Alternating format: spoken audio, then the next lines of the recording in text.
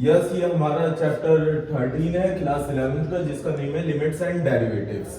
Students, ये जो हमारा चैप्टर है ये क्लास 11 के साथ साथ हमारे क्लास 12 का भी मोस्ट इंपॉर्टेंट चैप्टर है, क्योंकि ये जो हमारा चैप्टर है लिमिट्स एंड डेरिवेटिव्स, इसका सबसे बड़ा यूज ये है कि ये हमारे जो क्लास 12 में कैलकुलस है, एक तरीके से ये हमारी उस कैलकुलस की नींव है। हमारी जो कैलकुलस है उसकी ये नींव है, क्योंकि जो हमारा क्लास 12 में जब हम पहले लिमिट्स एंड डेरिवेटिव्स को इन क्लास 11 स्टडी करेंगे, सबसे पहले आप हमारा ले लीजिए स्टार्ट किस तरीके से होता है। पहले हमने लिमिट्स एंड डेरिवेटिव से स्टार्ट करते हैं,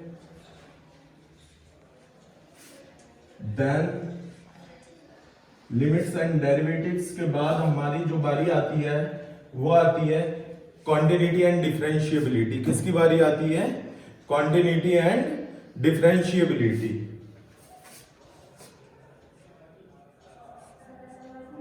कॉन्टिन्यूटी एंड डिफरेंशिएबिलिटी आता है। देन आफ्टर दिस हमारा डिफरेंशिएशन आता है। फिर उसके बाद डिफरेंशिएशन के बाद हमारा एंटी एप्लीकेशंस ऑफ डेरिवेटिव आता है, यानी कि जो हमारा डिफरेंशिएशन है उसके daily life examples. Application of derivatives आएगा। एप्लीकेशन ऑफ डेरिवेटिव्स के बाद हमारा एंटी डेरिवेटिव्स आएंगे। एंटी डेरिवेटिव्स के बाद हम लोगों का एंटी डेरिवेटिव्स जो बेटा है ये, इसका दूसरा नाम हमारा इंटीग्रल होता है या इंटीग्रेशन जिसे हम लोग बोलते हैं। ठीक, इसके बाद हमारा जो आता है बेटा एप्लीकेशंस ऑफ इंटीग्रल आएगा। इसके बाद एप्लीकेशंस ऑफ इंटीग्रल। फिर हमारा क्लास 12 का लास्ट टॉपिक आता है इसके बाद, जिसे हम कहते हैं डिफरेंशियल इक्वेशंस। Differential equations. अब बात ये पैदा होती है कि अगर हमें क्लास 12 भी सही तरीके से करना है तो उसके लिए हमारी जो नींव है, जो हमारी पूरी कैलकुलस है, और बेटा कैलकुलस कोई नॉर्मल चैप्टर नहीं है। कैलकुलस जो है हमारे, ये समझ लीजिए आप, पहले जो है ये 44 मार्क्स में 44 मार्क्स में आती थी, अब ये 40 मार्क्स में आ रही है। इसका 40 मार्क्स में आना कंफर्म होता है। जिस बच्चे की 12th की कैलकुलस बिगड़ गई, यानी कि उसकी परसेंटेज बिगड़ गई। पहले जो है ये 44 में आती थी, अब ये 40 मार्क्स में आती है। अब हमारा क्या है, सबसे पहले हमारा लिमिट्स एंड डेरिवेटिव है, जो हमारा क्लास 11th में यूज होगा। जिस बच्चे से लिमिट्स एंड डेरिवेटिव्स नहीं आते होंगे, जिनने लिमिट्स एंड डेरिवेटिव्स को पढ़ा ही नहीं होगा, उठाया ही नहीं होगा, तो वो कॉन्टिन्यूटी एंड डिफरेंशिएबिलिटी नहीं कर सकता। जिस बच्चे ने कॉन्टिन्यूटी एंड डिफरेंशिएबिलिटी नहीं करी, कहने को डिफरेंशिएशन जो है हमारे ये, इसका थोड़ा सा अपना अलग हिसाब है, मगर जब भी इसमें थोड़ी बहुत परेशानी आती है, फिर उसके बाद एप्लीकेशन ऑफ डेरिवेटिव में परेशानी आती है, एक तरीके से 12th की कैलकुलस पूरी बिगड़ जाती है उसकी। अब इसी वजह से जो हम बात कर रहे हैं वो किस चीज पे कर रहे हैं, क्लास 11th में लिमिट्स एंड डेरिवेटिव्स, जो हमारे क्लास 12 के लिए नींव का काम करती है। ठीक, अब वजह यह है, इसकी स्टार्टिंग हो रही है कैलकुलस से। तो कैलकुलस क्या है, सवाल ये पैदा होता है, व्हाट इज कैलकुलस।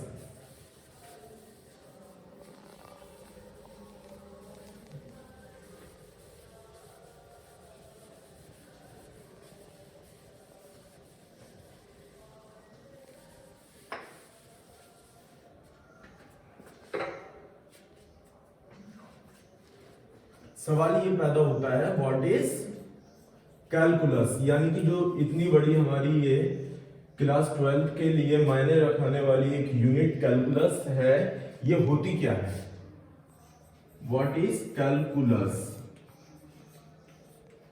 बेटा calculus is the branch of mathematics in which we deals with the study of continuous changes. बेटा जो कैलकुलस है हमारी, वो ब्रांच है मैथमेटिक्स की जिसके अंदर हम कंटिन्यूअस चेंजेस को स्टडी करते हैं। ठीक, calculus is the branch of mathematics. Calculus is the branch of mathematics in which we study the continuous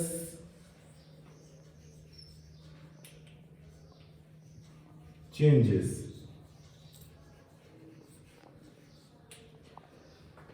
अब हमें ये पता चल गया कैलकुलस क्या होता है। कैलकुलस हमारी वो ब्रांच होती है मैथमेटिक्स की जिसके अंदर हम कंटिन्यूअस चेंजेस के बारे में स्टडी करते हैं। अब सवाल ये पैदा होता है व्हाट इज कंटिन्यूअस चेंजेस, कि कंटिन्यूअस चेंजेस होते क्या है। बेटा ये जो कैलकुलस है इसमें सारा खेल ही इस कंटिन्यूअस चेंजेस का है। अब कैलकुलस जो है, कैलकुलस भी हमारे काफी टाइप्स के हैं, जैसे कि हम जानते हैं एक होती है हमारी डिफरेंशियल कैलकुलस, डिफरेंशियल कैलकुलस, ठीक, और एक होती है हमारी integral calculus,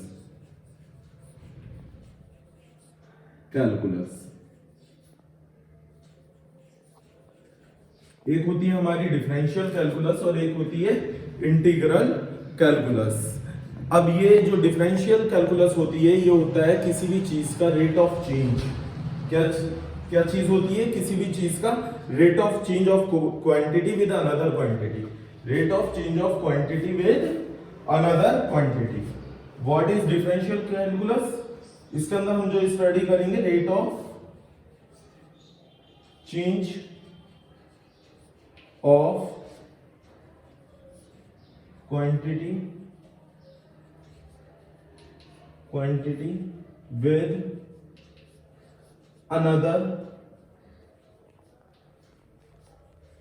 with another quantity। इसका अंदर जो हम स्टडी करेंगे वो rate of change of quantity with another quantity. तो भाई अगर हम इसका अंदर rate of change of quantity को स्टडी करेंगे किसी भी अदर क्वांटिटी के साथ, तो फिर हम इंटीग्रल कैलकुलस में क्या स्टडी करेंगे? इंटीग्रल कैलकुलस में हम स्टडी करते हैं एक्युमुलेशन ऑफ क्वांटिटीज। इसके अंदर हम क्या स्टडी करते हैं? एक्युमुलेशन ऑफ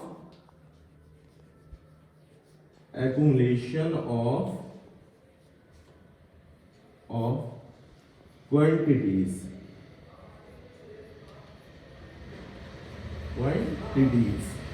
तो ये हमारी जो कैलकुलस है इसकी जो हमें दो ब्रांचेस हैं, ये हमारी कैलकुलस की एक है डिफरेंशियल कैलकुलस और एक है इंटीग्रल कैलकुलस। तो इन दोनों को ही हमें 11th और 12th के अंदर जो मेनली फोकस करना है वो इन चीजों पर ही करना है। 11th के अंदर जो हमने जैसे कि आपको बताया अभी इस पूरी कैलकुलस की जो नींव है वो क्या है?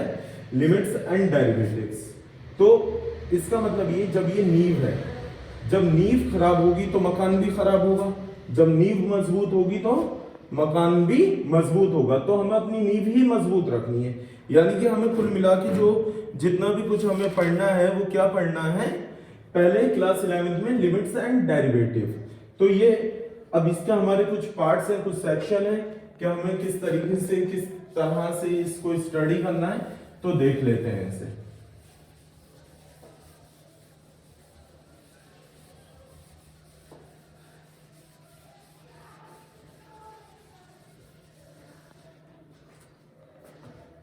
तो स्टूडेंट्स इसके अंदर चैप्टर के अंदर जो हमें इस यूनिट के अंदर स्टडी करना है वो क्या करना है? पहला करना है importance of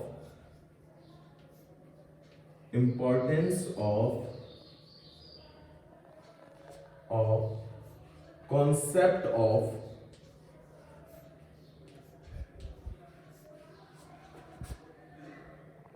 limits and derivatives.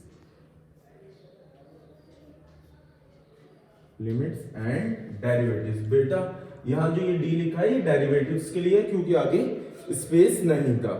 ठीक। सेकंड हमें जो स्टडी करना है इसमें वो करना है concept of derivatives.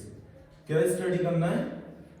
Concept of derivatives.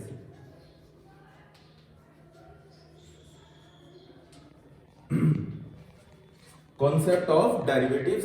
Third जो हमें इसके अंदर स्टडी करना है बेटा वो करना है लिमिट एंड फंक्शन। यानी कि what is the difference between limit and function, क्योंकि जो हमारे इसके अंदर क्वेश्चन होते हैं अक्सर आप लोग पढ़ते हैं तो इस फॉर्म में होते हैं, जैसे कि आपके एनसीईआरटी की फर्स्ट एक्सरसाइज के लास्ट के भी क्वेश्चन है वो इस तरीके से होते हैं। मान लीजिए limit x tends to 3x cube minus x square minus 9 upon x minus 3 e comma x not equals to 3। इस तरीके से हमारे क्वेश्चंस होते हैं इसमें। तो इसमें लिमिट्स में क्या अंतर होता है और ये जो फंक्शन हमें अलग दे रखा है इसमें क्या अंतर है, इस चीज के बारे में ही हम जो आपको थर्ड पार्ट बता रहे हैं उसके अंदर हम स्टडी करेंगे।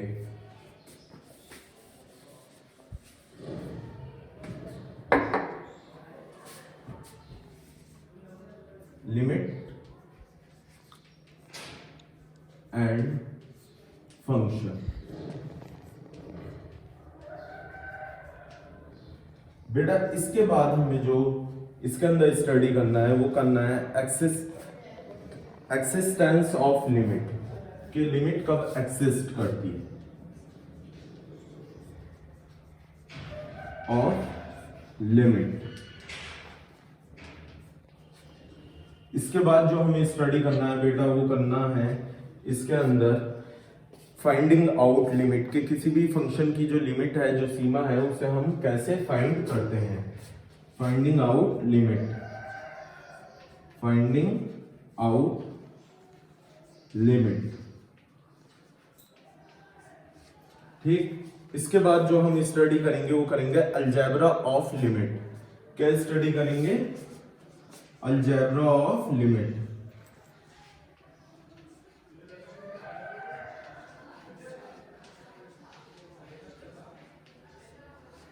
Then after this algebra of limit, we have to study the formulae of limit.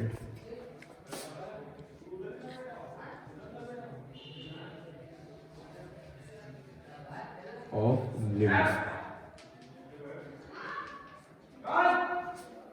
Of limit. तो स्टूडेंट्स सबसे पहला जो सवाल है वो ये है importance of concept of limits and derivative. तो ये अभी मैंने आपको बताया कि लिमिट्स एंड डेरिवेटिव चैप्टर की इंपॉर्टेंस क्या है।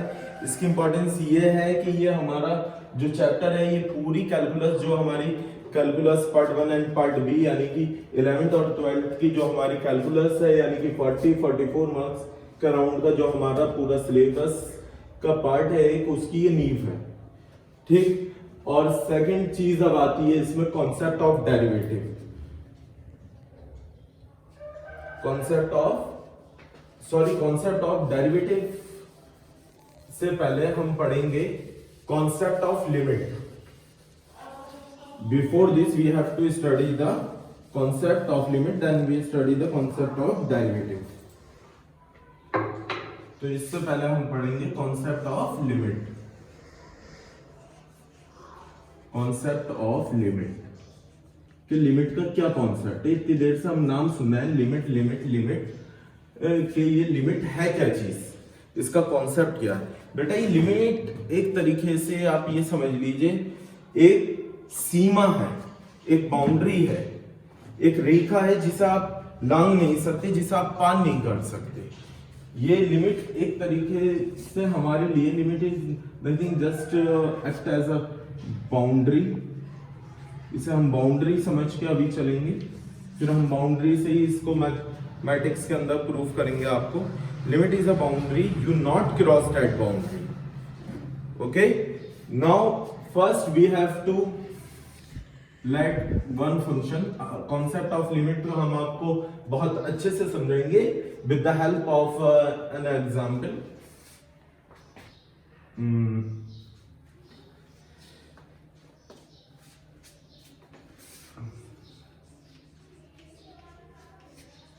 x square minus 4 upon x minus 2 where x not equals। इन्होंने कहा ये कोई एक फंक्शन है।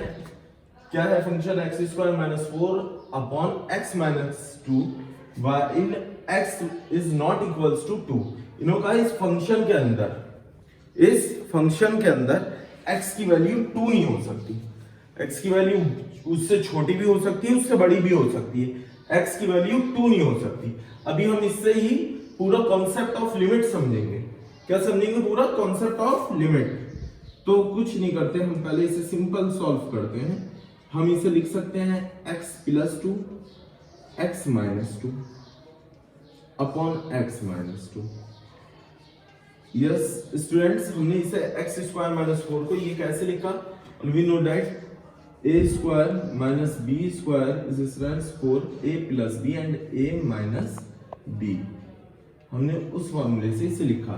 ये 4 2 का स्क्वायर होता है। देखिए इससे ये कट हो गया। हाँ एक चीज और है, इसको कोई x + 2 के साथ तो हम इसे काट सकते हैं, मगर कोई भी इसे इस तरीके से नहीं कट कर सकता। x - 2 अपॉन x - 2 वो लिखे अलग और काट दे। ये इसको काटना आप ये समझ लीजिए, इसके अंदर इसी तरह हुआ कि कोई शख्स 0/0 को काट के 1 लिख दे, क्योंकि यहाँ पे जो x की वैल्यू है वो 2 टेंथ करेगी और 2 होनी नहीं चाहिए। इन्होंने कहा 2 - 2 0, 2 - 2 0, 0/0 which is not equals to 1। ठीक, ये फंक्शन डिफाइन ही नहीं हो पाएगा फिर इस पे। अगर आप x = 2 लेंगे तो फंक्शन नॉट डिफाइंड, ये फंक्शन इस पे डिफाइन ही नहीं हो पाएगा। तो यहां पे हमारे पास सिर्फ बचा क्या? f(x) = x + 2। अब सवाल ये पैदा हो रहा है, अब हमारे पास ये बच गया, नोट कर लीजिए सर। अब हमारे पास ये बच गया। अब हम इसका ग्राफ प्लॉट करते हैं, फिर उस ग्राफ से हमारे कॉन्सेप्ट ऑफ लिमिट समझ आएगा।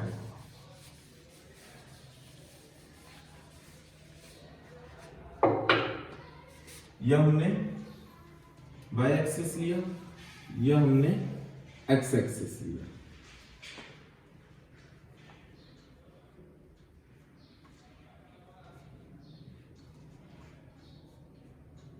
ये 0 1 2 3 4 5 1 2 3 4 5। अच्छी बताइए, जब x की वैल्यू 1 होगी तो फंक्शन की वैल्यू क्या होगी f(x) की? 3 होगी, यानी कि ये 1 है तो ये 3 है, यानी कि इसका ग्राफ कुछ इस तरीके की एक स्ट्रेट लाइन होगी। ठीक, क्योंकि फिर आप इसकी वैल्यू 2 लेंगे, 2 तो हम ले नहीं सकते क्योंकि फंक्शन में हमसे क्या कहा था? x is not equals to 2। ठीक, x is not equals to 2। ठीक, इसकी वैल्यू हम 3 लेते हैं। जब हम ये 3 लेंगे तो ये 5 हो जाएगा। देखिए 3 हुआ, ये 5 यहाँ पे एक वैल्यू इसकी ये आ गई। हमने 1 लिया, ये 3 एक वैल्यू ये आ गई, ये